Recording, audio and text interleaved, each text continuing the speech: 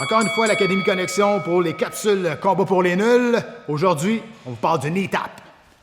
Donc, encore une fois, la position du clinch de lutte, donc 50-50. On l'a vu dans d'autres capsules.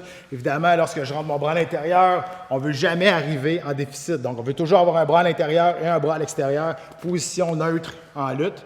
Donc, le knee tap. Ce que je veux faire, donc évidemment, je veux taper son genou pour être capable de le déstabiliser. Mais, lorsqu'on est en position de lutte, lorsqu'on est surtout un droitier contre droitier, la jambe arrière que je veux taper est souvent trop loin. Donc, je vais être à bout de bras. Aussitôt que je suis à bout de bras, même si je prends une jambe, aussitôt que je suis à bout de bras, j'ai plus de force. Donc, il faut que je rapproche cette jambe-là. Donc, ce que je veux faire, c'est justement, avec un déplacement, je vais rapprocher sa jambe. Donc là, sa jambe est encore proche. Moi, je sais ce que je veux faire d'avance. Je l'ai rapproché.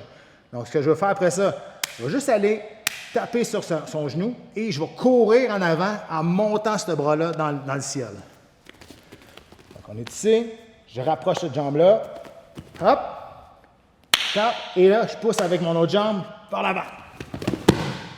Et je suis. D'habitude, je me laisse tomber dessus, mais là... Pas t'es gentil aujourd'hui.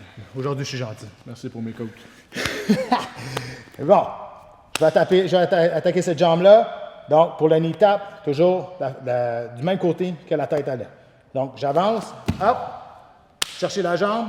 Pousse ça en haut et cours vers l'extérieur. J'essaie toujours de courir vers l'extérieur parce que je ne veux pas tomber dans sa garde. Cours vers l'extérieur. Et voilà, comme ça. Donc, en réalité, ça se fait d'une façon vraiment fluide.